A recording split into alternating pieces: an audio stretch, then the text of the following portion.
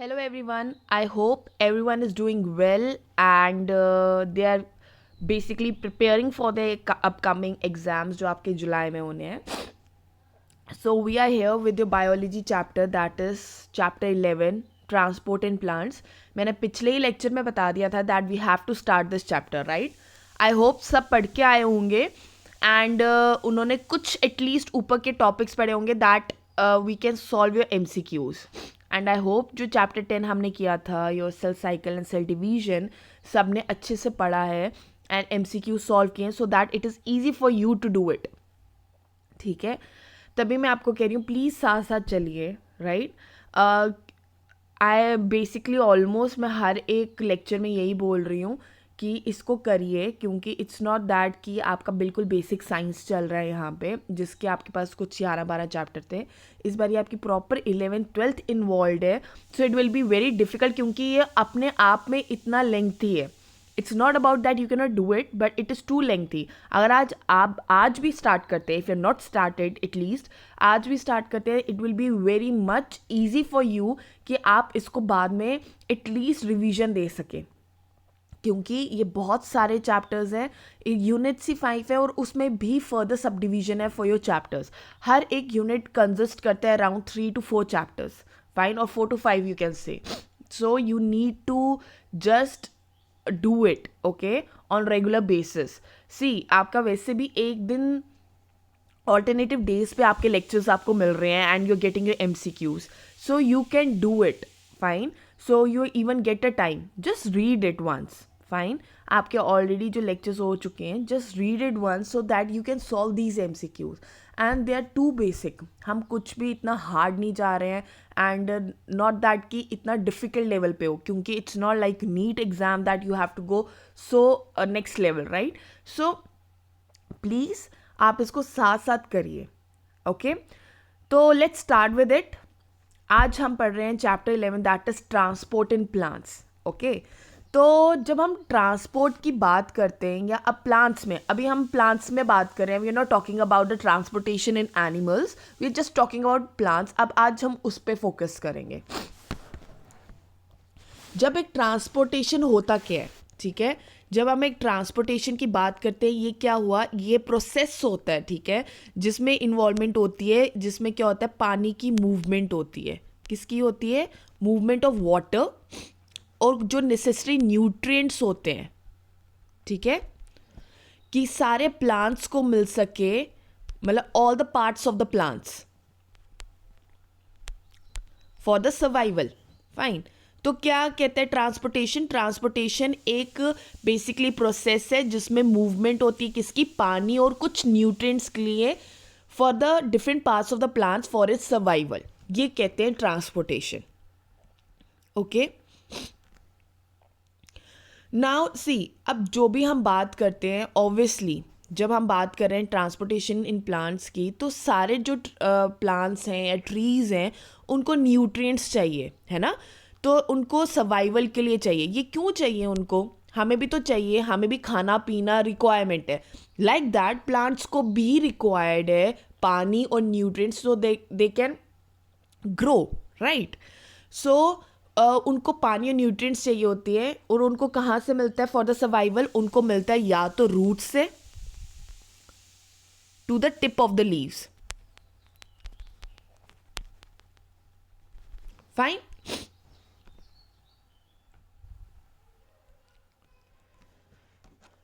Okay, now see, अब जो transportation है वो डिफरेंट मीन्स के थ्रू हम कवर अप करते हैं, ठीक है.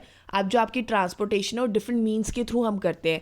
या तो उसमें एब्जॉर्प्शन प्रोसेस टेक प्लेस करता है, या तो ट्रांसलोकेशन टेक प्लेस करती है, जिसको हमने पढ़ा होगा और आपने तो पढ़ा ही है, ठीक है. I am just giving you a crux कि हम क्या कवर अप करने वाले हैं और उसी के रिलेटेड आके क्वेश्चंस आने वाले हैं. जैसे हमारी बॉडी में, ह्यूमंस की बॉडी में क्या होता है? ट्रांसपोर्टेशन, सर्कुलेटरी सिस्टम होता है, राइट. वैसे ही उनमें जो प्रोसेस होता है that is through xylem and phloem, ठीक है. जाइलम और फाइलम जो होते हैं ये एक्सटेंड आउट होते हैं थ्रू आउट द प्लांट, ठीक है. जो ओरिजिनेट करते हैं रूट से, और रूट से ओरिजिनेट करते हैं वो ट्रंक की तरफ जाते हैं, then into the tree, okay और इस तरह वो ट्रांसपोर्टेशन में हेल्प करते हैं, ठीक है। तो बाय मीन्स अगर तुम्हें कोई पूछे कि किसके थ्रू होता है, थ्रू एब्जॉर्प्शन एंड ट्रांसलोकेशन, इसके अंदर भी हम फर्दर चीज़ें पढ़ेंगे। एंड जाइलम एंड फाइलम, और कौन हेल्प करता है, that is xylem and phloem. These are the two things जिसके थ्रू ये एक्सटेंड आउट होता है। जैसे आपका सर्कुलेटरी सिस्टम है ना, आपकी वेसल्स हैं, आर्टरीज, वेन्स हैं, जिसके थ्रू ट्रांसपोर्टेशन टेक प्लेस करती है विद इन द ह्यूमन। वैसे हमारे जो प्लांट्स में जाइलम और फाइलम होता है। Okay, I hope you are clear.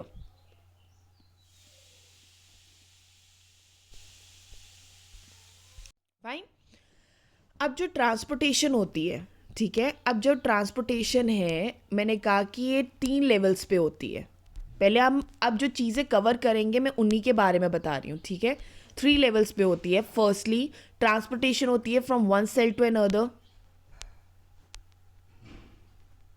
ठीक है।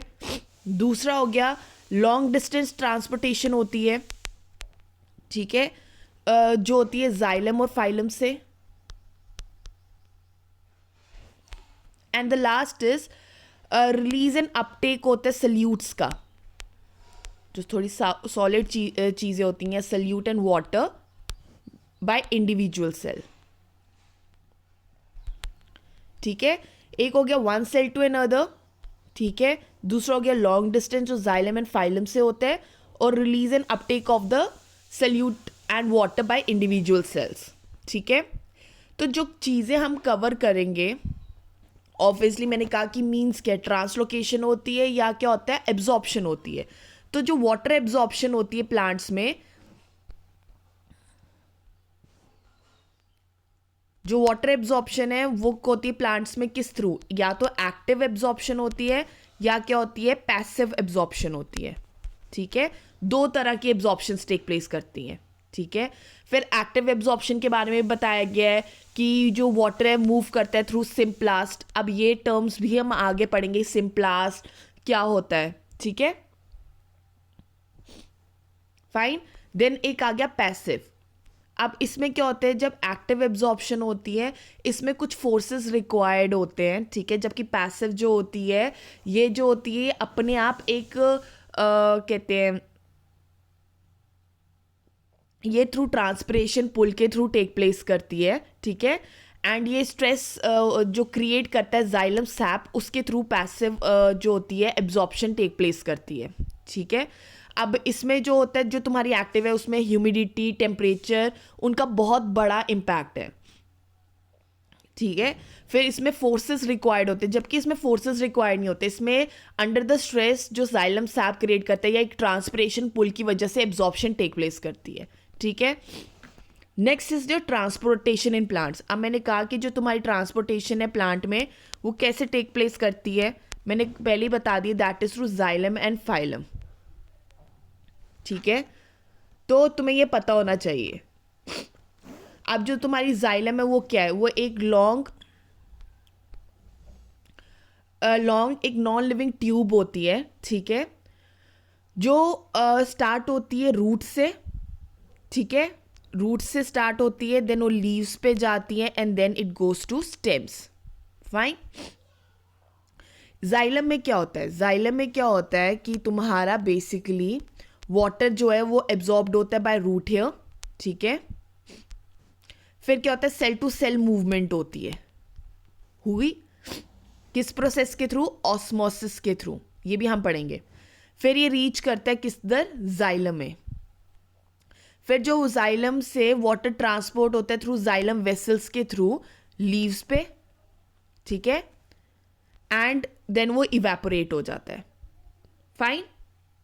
जो फाइलम की बात आ गई, तो फाइलम क्या है, ये करता है ट्रांसलोकेशन न्यूट्रिएंट्स की और शुगर लाइक कार्बोहाइड्रेट्स की। फाइन। जो जाइलम था वो क्या कर रहा था, जाइलम सिर्फ तुम्हारा पानी जो है ट्रांसपोर्ट कर रहा था। फाइलम में तुम्हारे जो एसेंशियल न्यूट्रिएंट्स होते हैं, शुगर्स होते हैं, जो लीव्स प्रोड्यूस करती है, ठीक है, उसकी ट्रांसपोर्टेशन में हेल्प करते हैं, ठीक है। और ये जो वॉल्स होती है ना फाइलम की, ये ना स्मॉल होल्स बनाती हैं, ठीक है, जिनको क्या कहा जाता है, सीव प्लेट्स कहा जाता है, जो हेल्प करते हैं फॉर योर ट्रांसपोर्टेशन। ठीक है, फिर जाइलम एंड फाइलम मैंने बता दिया कि इसके थ्रू होता है। अब हम कौन से प्रोसेसेस जो इन्वॉल्व होते हैं वो क्या होते हैं ट्रांसपोर्टेशन के लिए। पहला होता है तुम्हारा डिफ्यूजन, फिर आ गया facilitated diffusion, and last is active transport.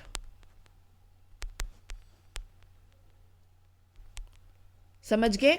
Diffusion, facilitated diffusion and active transport are the 3 means of transportation in plants. ठीक है, समझ गए?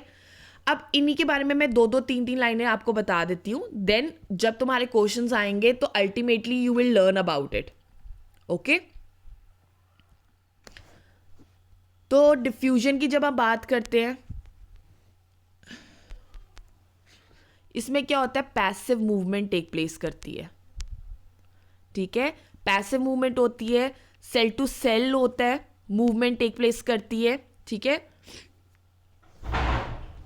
और ये थोड़ा सा क्या होता है, स्लो प्रोसेस होता है। ठीक है, यहाँ पे क्या होता है, जो मूवमेंट होता है वो हाई कंसंट्रेशन से लो कंसंट्रेशन की तरफ होता है। ठीक है, रीजन की तरफ जाता है। मोस्टली इसमें क्या होता है, गैसेस की ट्रांसपोर्टेशन टेक प्लेस करती है। ओके, और रेट ऑफ डिफ्यूजन किस किस पे डिपेंड करता है, टेम्परेचर पे, प्रेशर पे, okay, and gradient of concentration कितना है। ये आ गया तुम्हारा डिफ्यूजन।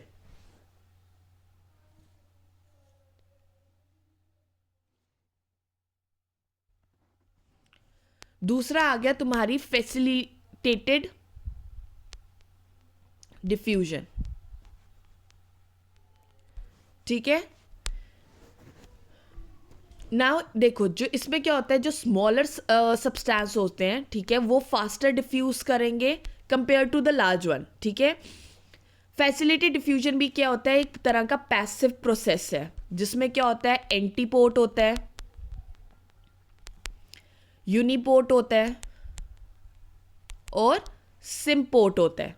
3 तरह के हम ये पढ़ेंगे और इस पे क्वेश्चंस भी आते हैं। ठीक है, जो एंटीपोर्ट होता है उसमें क्या होता है, प्रोटीन एक्सचेंज जो टेक प्लेस करता है। ठीक है, वो होता है बाय द सल्यूट्स। ठीक है, वो क्या करते हैं, ट्रांसपोर्ट करते हैं देम इन एंड आउट, मतलब entry out of the cell. ठीक है, जो यूनिपोर्ट होता है, ठीक है, वो सिंगल सल्यूट कैरी करता है क्रॉस द मेम्ब्रेन। ठीक है, और जो सिम्पोर्ट प्रोटीन होता है वो ट्रांसफर करता है 2 डिफरेंट सल्यूट्स। ठीक है, simultaneously in the same direction. ठीक है, एंटीपोर्ट हो गया डिफरेंट डायरेक्शंस में, यूनिपोर्ट हो गया एक डायरेक्शन में, और सिम्पोर्ट हो गया एक ही डायरेक्शन में ट्रांसपोर्टेशन टेक प्लेस करती है। समझ गए? फिर उसके बाद हम पढ़ेंगे about the active transport. Diffusion पढ़ ली, फैसिलिटेटेड डिफ्यूजन पढ़ ली, अब एक्टिव ट्रांसपोर्ट। जो एक्टिव ट्रांसपोर्ट होता है, जो मतलब इसमें आपको एक फोर्स रिक्वायर्ड होती है, और वो फोर्स कहाँ से मिलती है, एटीपी मॉलिक्यूल से। ठीक है, तो ये बेसिकली डोनेट करता अपना फॉस्फेट, ठीक है, जो डिजायर्ड मॉलिक्यूल को पंप आउट करेगा। ओके, तो जो फोर्सेस रिस्पॉन्सिबल होती हैं ट्रांसपोर्टेशन में, वो होता है ट्रांसपिरेशन, हम पढ़ेंगे, ये फोर्सेस होती हैं। Then force of surface tension आ गया, फाइन, और क्या आता है, वाटर पोटेंशियल ग्रेडियंट आ गया, and last is the hydrogen bonding between water molecules.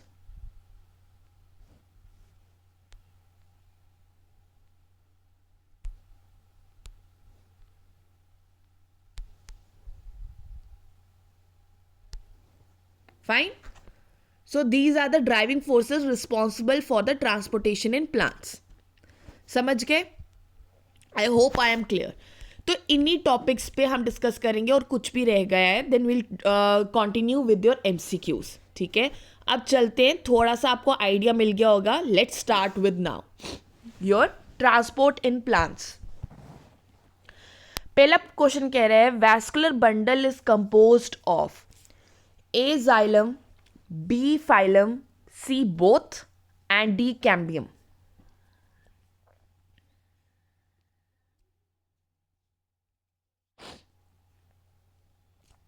So vascular bundle जो प्लांट्स का है वो किससे बना होता है?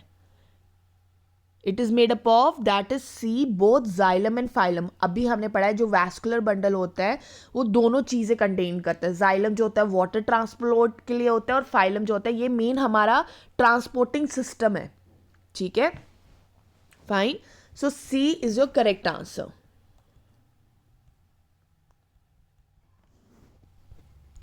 Next, which kind of transport is present in xylem? A, no transport, B, unidirectional, C, bidirectional, or D, multidirectional.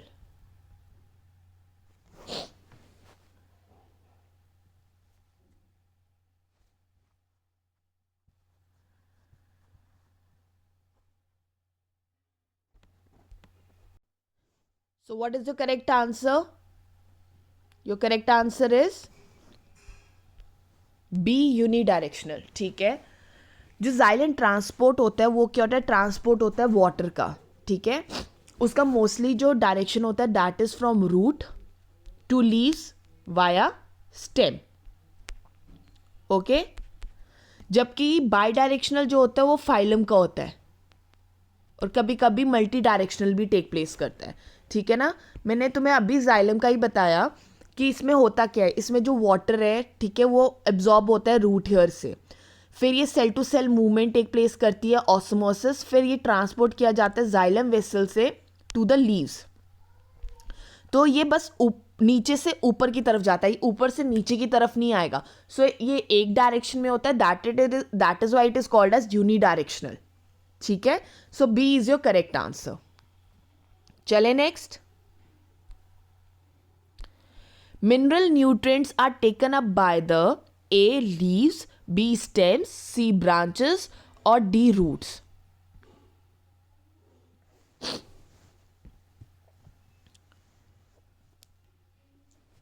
Okay, so your correct answer is D, roots.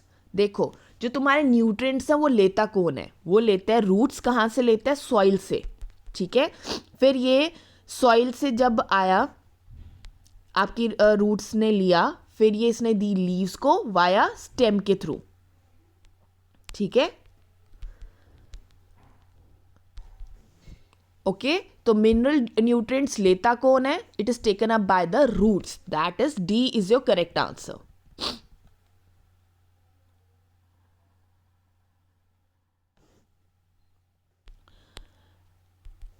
Minerals are re-exported by A, leaves, B, stems, C, branches, or D, roots.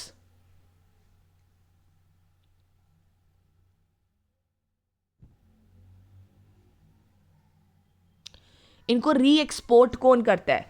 ठीक है, अब जो minerals हैं वो कहाँ से जाते हैं? रूट्स से लीव्स की तरफ जाते हैं. फिर आगे लीव से री एक्सपोर्ट कहाँ होता है? लीव तक तो पहुंच गया है ना, तो उनको री एक्सपोर्ट कौन करता है? इसी में तुम्हारा आंसर है, दैट इज ए, लीव्स. ठीक है, अब मैंने क्या बोला? सॉइल से जब रूट्स से स्टेम के थ्रू वाया लीव्स को मिल जाता है, ठीक है, फिर ये जो लीव्स होती हैं ये फर्दर न्यूट्रिएंट्स को डिस्ट्रीब्यूट करती हैं अगेंस्ट द डिफरेंट ऑर्गन्स. जैसे ब्रांचेस हो गई तुम्हारी, फ्रूट हो गया, ठीक है, सीड हो गया, एम्ब्रोयो हो गया, इन सबको आगे लीव्स डिस्ट्रीब्यूट करेगी. ठीक है, इन मिनरल्स को. So A is your correct answer. Okay, चले next. Who is the father of plant physiology? Plant physiology का फादर कौन है? A, Stephen Hales, B, Schwendener, C, Melvin Calvin, और D, Lipman.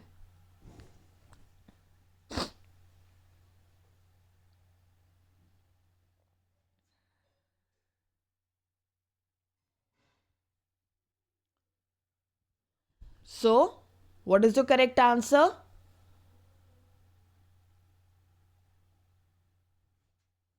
Your correct answer is A, Stephen Hales. Stephen Hales को father of plant physiology कहा जाता है. Okay, जो तुम्हारा श्वेंडनर था, ओके, इसने फर्स्टली प्रपोज किया था क्या?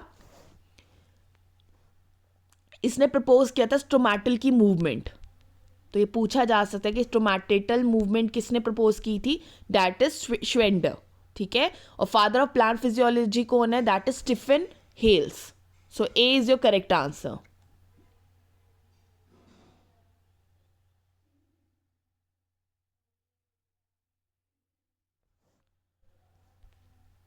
ओके, चले next. Plant lose water mainly by the process of a guttation, b exudation, c transpiration और डी इवेपोरेशन। प्लांट जो पानी लूज करता है वो कौन से प्रोसेस के थ्रू होता है?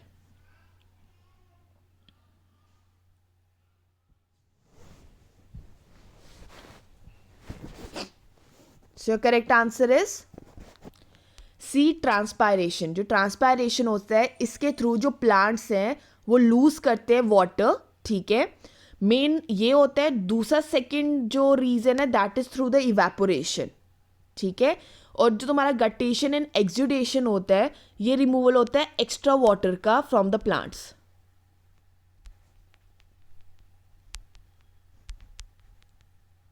ठीक है, so transpiration is involve with for the loss of the water. Fine fine, तो ये होता है बेसिकली जो तुम्हारा ट्रांसपिरेशन है। ठीक है, ट्रांसपिरेशन जो होता है बेसिकली वो तुम्हारा क्या है? That is a evaporative loss होता है वाटर का। ठीक है, किससे? Of water by the plants.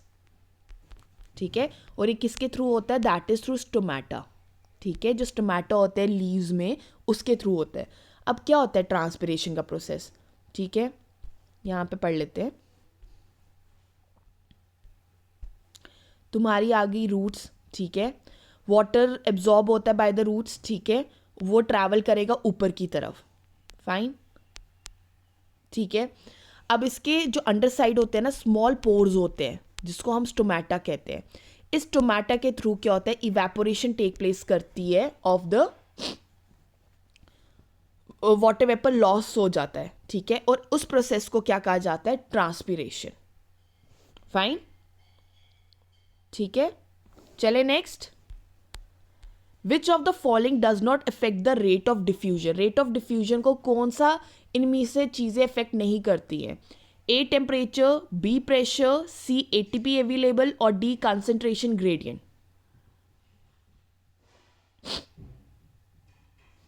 So your correct answer is c ATP available. जो रेट ऑफ डिफ्यूजन क्या है अभी हमने पढ़ा है वो एक पैसिव प्रोसेस है। क्या है?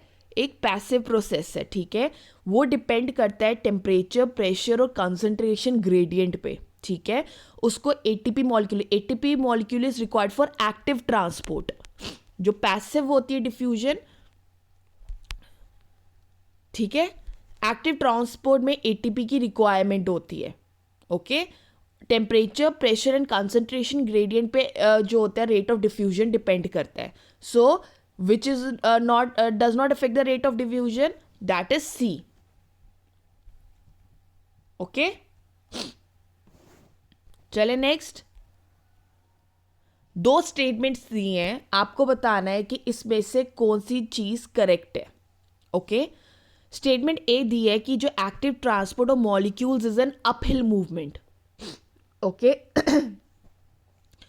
एंड स्टेटमेंट बी ये बोला है कि जो सिंपल डिफ्यूजन होती है it is a non selective process.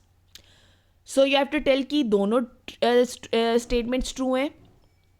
Statement दोनों फॉल्स हैं। ए ट्रू है एंड बी फॉल्स है, और या बी ट्रू है या ए फॉल्स है।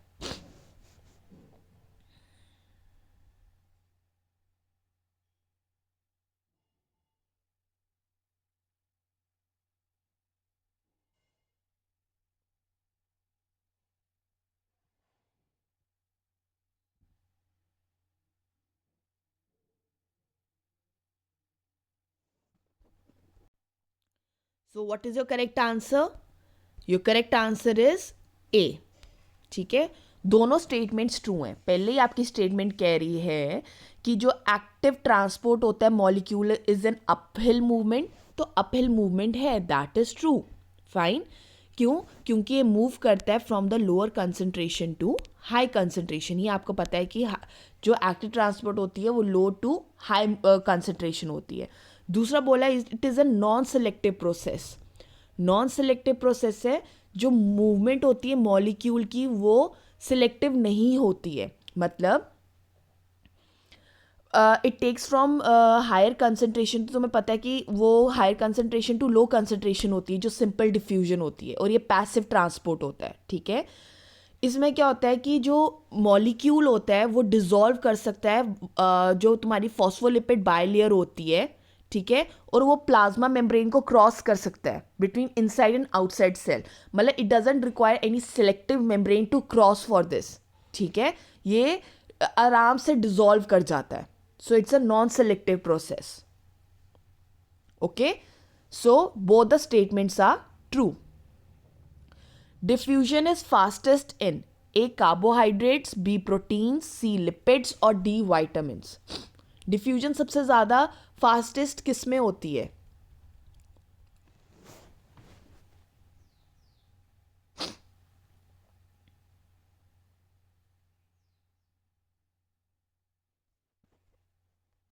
So what is your correct answer? Your correct answer is C. Lipids. ठीक है, देखो जो पार्टिकल्स होते हैं ना जो लिपिड सॉल्यूबल होते हैं, ठीक है, मतलब जो हाइड्रोफिलिक है या लिपोफिलिक है, ठीक है, वो क्या होते हैं, वो ईजिली डिफ्यूज हो जाते हैं थ्रू द सेल मेम्ब्रेन, ठीक है, क्योंकि जो लिपिड है वो मेजर कॉन्स्टिट्यूएंट होता है मेम्ब्रेन का, ठीक है, वो मेजर कॉन्स्टिट्यूएंट है, तो जो भी लिपिड सॉल्यूबल पार्टिकल्स होंगे वो ईजिली मूव कर जाएंगे, ठीक है। जैसे जो हाइड्रोफिलिक सब्सटेंसेस होते हैं, सॉरी लिपिड जो होता है वो हाइड्रोफोबिक होता है, ठीक है। अब जैसे हाइड्रोफिलिक सब्सटेंसेस आ गए जो सॉल्यूबल होते हैं वाटर में, किस में होते हैं, वाटर में सॉल्यूबल होते हैं, जैसे ग्लूकोज, ठीक है। ये पास नहीं कर सकते through a biological membrane by simple diffusion, ठीक है। तो इसके लिए क्या रिक्वायर्ड होता है, एक फैसिलिटेटेड डिफ्यूजन होती है, मतलब इसके लिए कुछ प्रोटीन्स रिक्वायर्ड होते हैं कि इसकी मूवमेंट कर सकें। ये कैरियर मेडिएटेड डिफ्यूजन के थ्रू टेक प्लेस करता है ट्रांसपोर्टेशन, ठीक है। जो लिपिड सॉल्यूबल होते हैं, मतलब जो हाइड्रोफोबिक होते हैं, वो ईजिली मूव कर जाते हैं क्योंकि मेम्ब्रेन ही लिपिड से बना होता है। जबकि इन द केस ऑफ अदर जो हाइड्रोफिलिक होते हैं जिसमें पानी होता है, ग्लूकोज जैसे हो गया जो कंटेन करता है, उसमें फैसिलिटेटेड डिफ्यूजन टेक प्लेस करती है, मतलब उसमें कुछ प्रोटीन्स रिक्वायर्ड होते हैं कि वो उसकी मूवमेंट करा सके across the cell membrane. So C is your correct answer, ठीक है।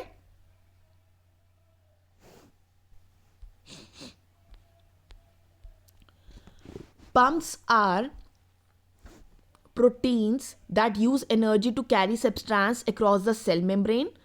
They transport substance from higher concentration to lower concentration.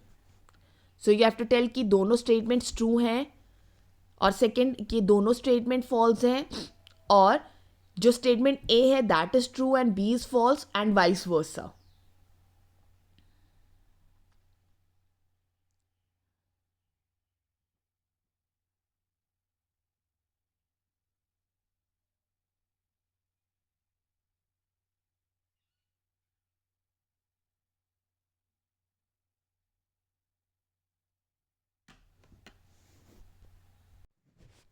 So what is your correct answer?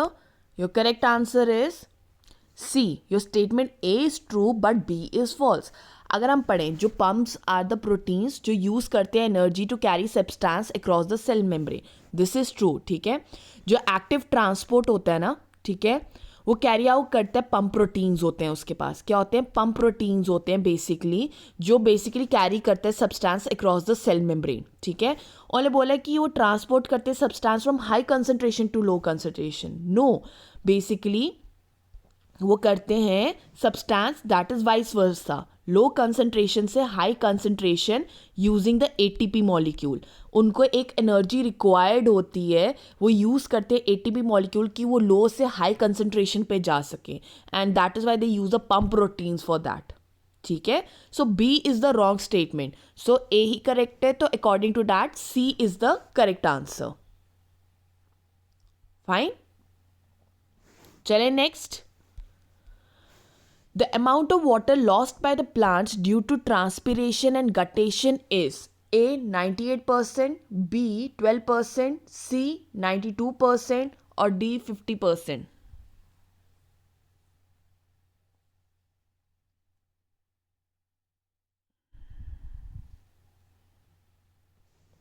So your correct answer is A 98%. मतलब जितना पानी lost होता है जो transpiration के through होता है, that is amount 98% of the water is lost due to the transpiration and the guttation. Okay, चले next. The unit of water potential is A psi, okay, B no unit, C Pascal, or D millimole per kg.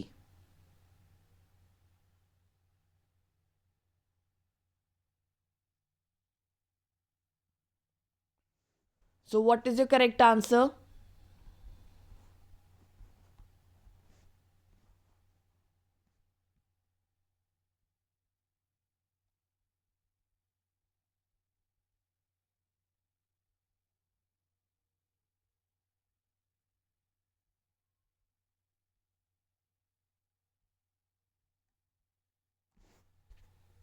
So your correct answer is C Pascal. The unit जो होती है water potential की, that is pascal.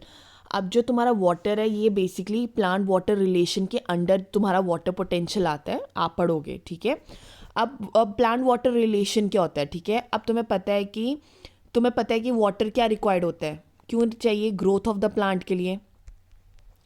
However अगर बहुत कम होगा, ठीक है, या तो बहुत ज़्यादा होगा, ठीक है, वो हार्मफुल होता है प्लांट्स के लिए. ठीक है,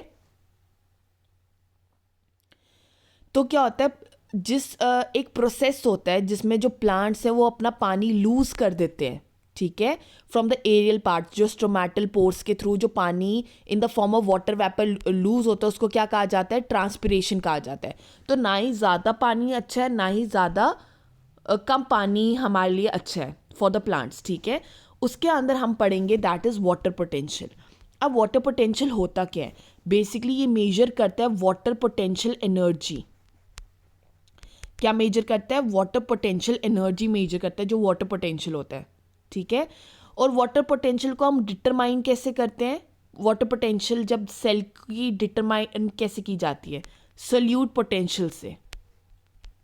ठीक है, सल्यूट एंड प्रेशर पोटेंशियल से हम डिटरमाइन करते हैं कि वाटर पोटेंशियल ऑफ सेल कितना होगा, कितना सल्यूट का पोटेंशियल है और कितना प्रेशर पोटेंशियल है. ठीक है, जो हाईएस्ट वाटर पोटेंशियल पाया गया है वो किस में पाया गया है, प्योर वाटर में.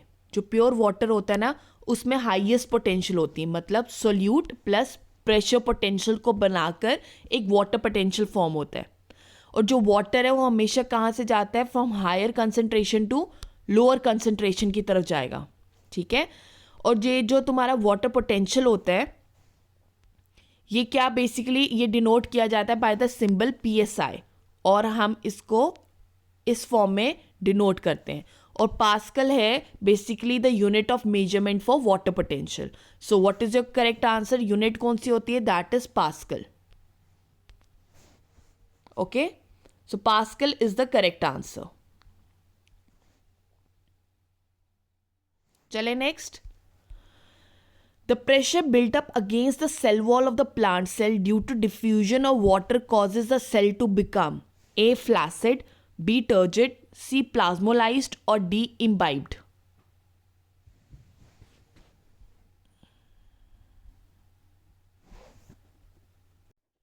Fine. अब ये प्रेशर जो बिल्डअप होता है that is the correct answer is turgid, मतलब वो स्वॉलन हो जाएगा, ठीक है। उससे पहले आपकी दो टर्म्स क्लियर आउट करना बहुत ज़रूरी है। एक पढ़ेंगे हम ऑस्मोसिस और उसके बाद हम पढ़ेंगे प्लाज्मोलिसिस, ठीक है। अब ऑस्मोसिस क्या होता है? ऑस्मोसिस होता है कि एक प्रोसेस होता है और वाटर मॉलिक्यूल, ठीक है, एक वाटर मॉलिक्यूल है, ठीक है, जब वो मूव करता है क्रॉस द सेमी परमिएबल, अब ये लगा लो ये तुम्हारा सेमी परमिएबल मेम्ब्रेन है, ठीक है। अब जब भी पानी, ठीक है, वो मूव करेगा cross the semi permeable membrane, ठीक है, तो ये इसमें क्या होता है, मूवमेंट ऑफ जो वाटर होती है इसमें ये इफेक्ट होता है बाय द कंसंट्रेशन ग्रेडियंट और प्रेशर ग्रेडियंट पे बहुत डिपेंड करता है, ओके फाइन। ऑस्मोसिस बेसिकली क्या होता है, एक लिक्विड होता है जिसमें वो मूव करता है from higher concentration to lower concentration में, ठीक है, जहाँ higher concentration to lower concentration होगा, पर it is a type of diffusion only होती है, पर होती है through a semi permeable membrane.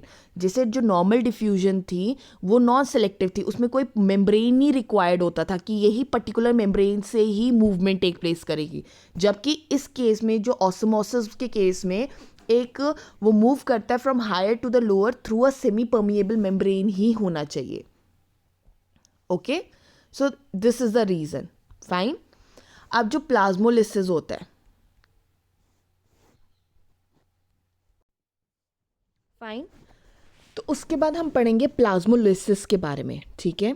अब प्लाज्मोलिसिस क्या होता है? जो बिहेवियर होता है जब वाटर जो होता है मूव करता है आउट ऑफ द सेल, ठीक है,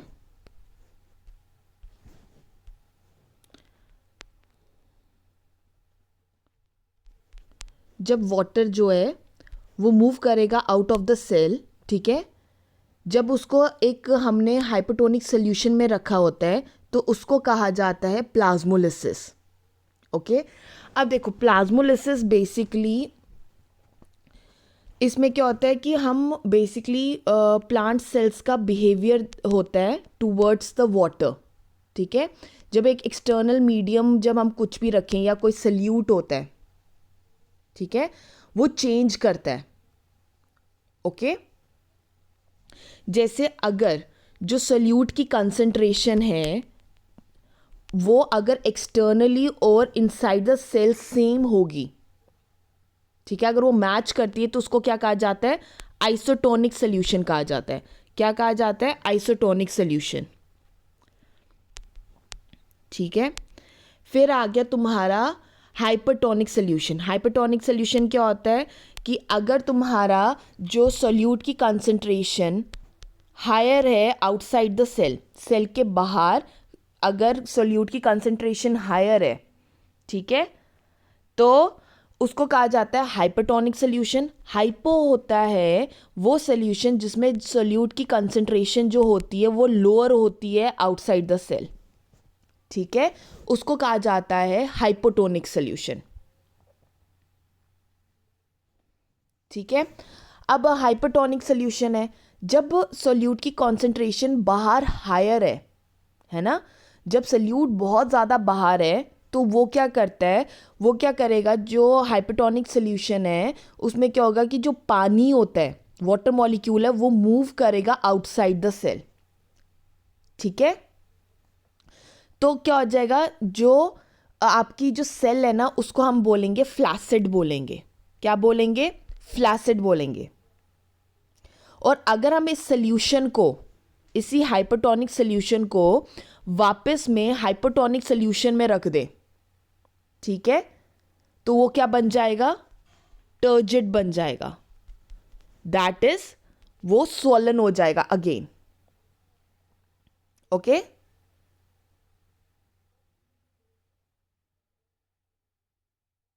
फाइन। सो बेसिकली ये डिफरेंट डिफरेंट कंडीशंस हैं, जैसे hypertonic, isotonic and hypotonic solutions, okay. तो इस प्रोसेस, ये पूरे प्रोसेस को ही हम प्लाज्मोलिसिस कहा जाता है।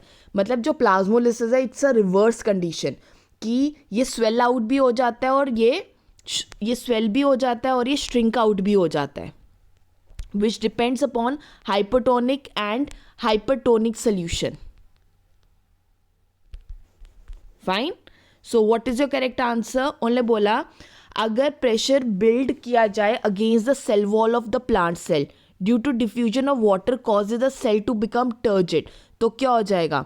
अगर प्रेशर बिल्डअप मतलब अगर प्रेशर बिल्डअप कर दिया जाए अगेंस्ट द सेल वॉल, यहाँ पे प्रेशर लगाया जा रहा है क्योंकि पानी का डिफ्यूजन हो गया है, तो उसमें सेल क्या हो जाएगा? वो टर्जिड बन जाएगा, दैट इज वो सोलन हो जाएगा.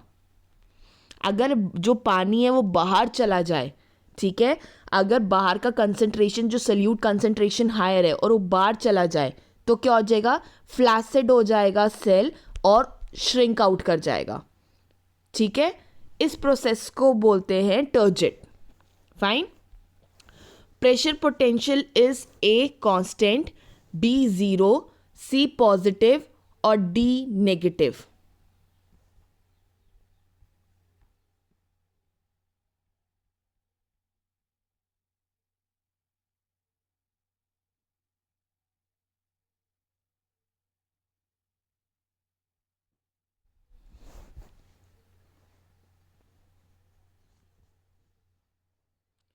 जो pressure, so correct answer is C. जो तुम्हारा प्रेशर पोटेंशियल होता है वो पॉजिटिव होता है, पर ये नेगेटिव किन चीज़ों में बनता है? जब जाइलम रिक्वायर्ड होता है कि वो वाटर ट्रांसपोर्ट कर सके टू द स्टेम, ठीक है, तब नेगेटिव पोटेंशियल बनता है. जो वाटर पोटेंशियल होता है वो ज़ीरो होता है. ओके. और जो तुम्हारा सोल्यूट पोटेंशियल होता है वो नेगेटिव होता है. Fine. So pressure potential is C positive.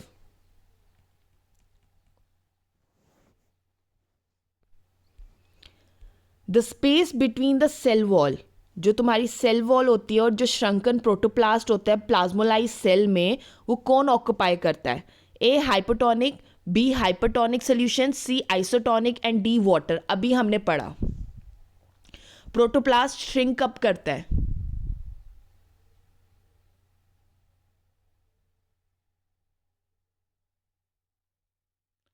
So your correct answer is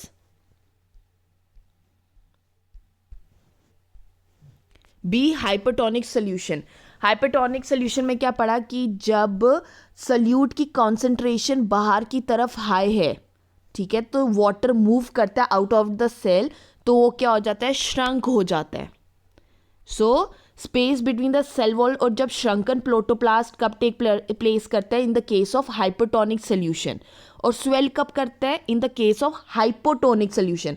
क्योंकि इसमें क्या होता है, जो सल्यूट का कंसंट्रेशन होता है वो लो होता है आउटसाइड द सेल, ठीक है, तो पानी क्या होता है? वो मूव करता है इनसाइड द सेल, जिसकी वजह से वो क्या हो जाता है?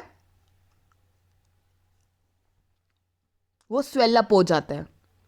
और आइसोटोनिक सोल्यूशन के केस में वो क्या बन जाता है? फ्लैसिड बन जाता है. ओके. तो what is your correct answer? B is your correct answer.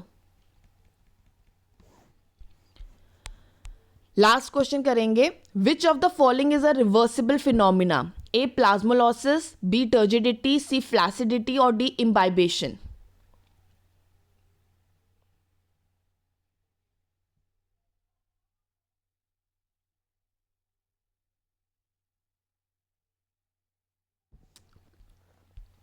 So your correct answer is a plasmolysis. अभी हमने पढ़ा है कि एक रिवर्सिबल फिनोमिना है. क्यों? देखो, सेल को हम बिल्कुल नॉर्मल बना सकते हैं अगर हम इसको हाइपोटोनिक सोल्यूशन में डालें, ठीक है. हाइपोटोनिक सोल्यूशन में डालेंगे तो ये क्या हो जाएगा? बिल्कुल सेल जो है वो नॉर्मल बन जाएगा, ठीक है.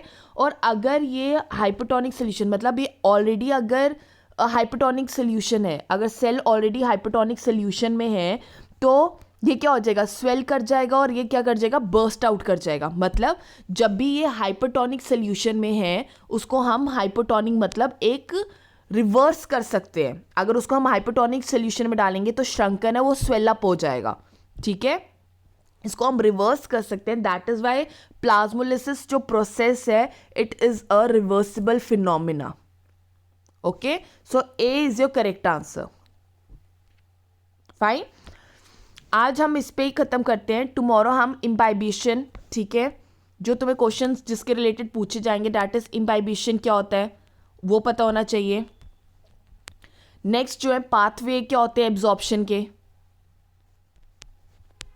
जैसे एपोप्लास्टिक पता होना चाहिए. सिम्प्लास्टिक क्या होता है, ये पाथवेज आपको पढ़ के आने हैं, ठीक है. इसी पे तुम्हारी क्वेश्चंस होंगे. देन ट्रांसलोकेशन क्या होती है. फाइन. ट्रांसलोकेशन स्टोमेटा के बारे में, ट्रांसपिरेशन के बारे में, इसी के related we are going to discuss the questions. Fine. तो प्लीज इसको अच्छे से पढ़ के आना. We are going to discuss it tomorrow. Okay, all the very best. Please इस चैप्टर को अच्छे से पढ़िए and try to solve these MCQs. If you have any doubt, you can just write in the comment box so we can discuss in the next lecture. Fine. All the very best. Have a nice day. Take care.